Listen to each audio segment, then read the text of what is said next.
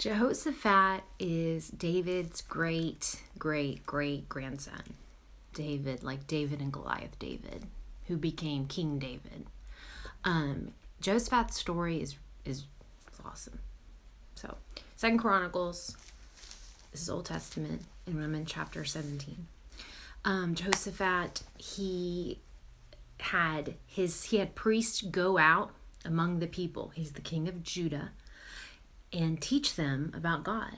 And he had him take the books of the law. That's what copies of the books of the law, and he had them go to the towns and teach people about the Lord. That's cool. It said that the fear of the Lord was in the surrounding cities around Judah. They all feared the Lord. And so none of them would declare war on Judah, with King Jehoshaphat. None of them wanted to go to war with him. And it said that they even sent Jehoshaphat riches and wealth, just trying to keep things like, hey, we're good, right? Don't go to war with me. Because they had that fear of the Lord, of what the Lord could do. In chapter 18, this is where things get a little tricky. Jehoshaphat has his sons marry the king of Israel's daughters. Now, the king of Israel is King Ahab, and he is a wicked man, an evil man.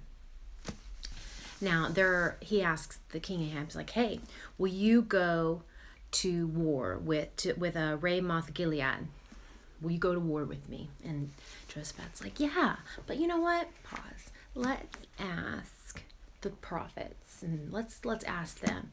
So Ahab brings out his 400 pagan prophets, and they all were like, yeah, go to war. Great idea. That's totally what you should do. I heard from that god, pagan god, I don't know.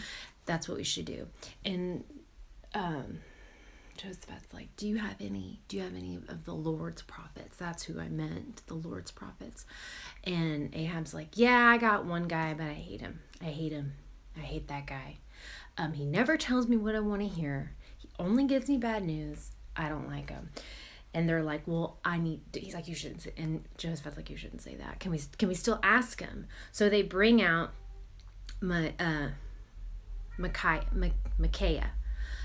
this prophet. And this prophet comes out, and he tells them something that they don't really want to hear, but they kind of want to hear. He's like, go to war. Part 2. Ahab wants to go to war against Ramoth Gilead and asks Jehoshaphat to join him. Jehoshaphat wants to know, what does the Lord think? So they ask the prophet, I don't know why I struggle with his name, Micaiah. They ask him. They bring out Micaiah. The guy who brings Micaiah out goes, hey, Micaiah, we already talked to like 400 of the other prophets, and they were all like, go ahead, go to war. So you should probably just go along with it. Micaiah's like, I will not say anything that the Lord does not tell me to say. So prepare yourself. So he tells them, they ask him, should we go to war? And Micaiah tells him, yes, you should go to war. Ahab is immediately like suspicious. Like, you never no, there's something else to it. What else? I told you, stop lying to me. What else? So Micaiah goes into more detail. And he says that this is cool. This is in 2 Chronicles 18:18. He says, I see the Lord sitting in the throne room with his armies around him. And the Lord is asking, who can entice King Ahab of Israel to go into battle against Ramoth Gilead so that he can be killed there? And a spirit comes up to him and goes, I can do it. And it says that this is a lying spirit. And the lying spirit went to the prophets, his pagan prophets, and told them, to go to war. That's a good idea. Go to war. It's a lying spirit, because that's how we're going to get rid of King Ahab. Micaiah tells Ahab this. Ahab's immediately angry. He's like, you're lying. One guy slaps him. They put him in prison, And they're like, he only gets bread and water till I get out. So they go to war. Jehoshaphat still goes to war with them, even after hearing that. So during the war, Ahab doesn't dress like a king. He's trying to hide. He's trying to be sneaky, like, oh, I know how to get out of this. He hides. But Jehoshaphat, he looks like a king. So all the army floods and tries to go to Jehoshaphat, thinking that he's the king who's gonna be killed. So Jehoshaphat calls out to God. God saves him. Ahab's thinking he's getting away with it. It says that a random arrow is shot into the air and lands perfectly in the joints of Ahab's armor and kills him. There goes Ahab. So he took care of that. There's another big battle coming up for Jehoshaphat. Comes back alive from this war. He's alive. God spared him, but the battle was lost.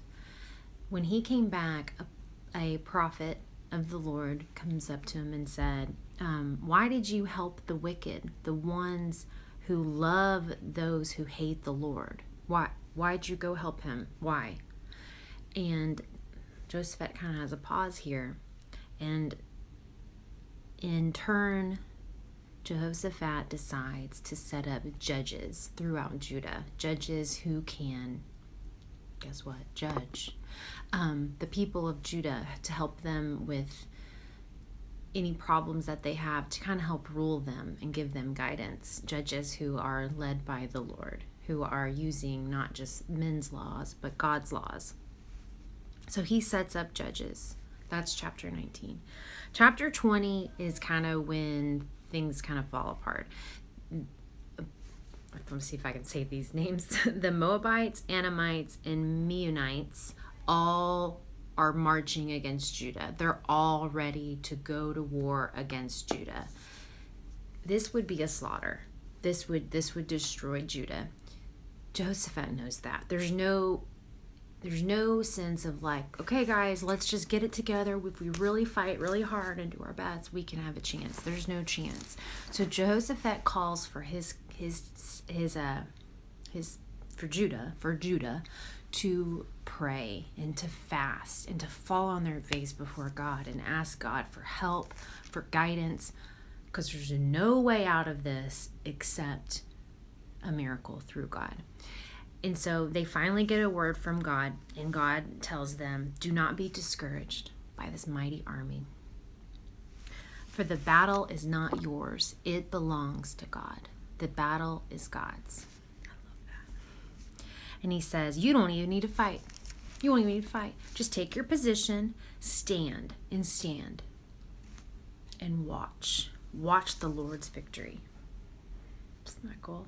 So they march out, and it says when they are marching out to meet the army, it says they were singing, and they had dancers and singing and praising God, and it was saying they were saying, give thanks to the Lord, for he is faithful and his love endures forever. And as they're singing, all the other armies around them start killing each other and fighting each other, and they have a total victory.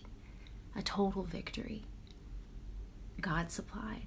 And it said that it took 3 days for them to pick up all the plunder and riches that those armies left. Jehoshaphat.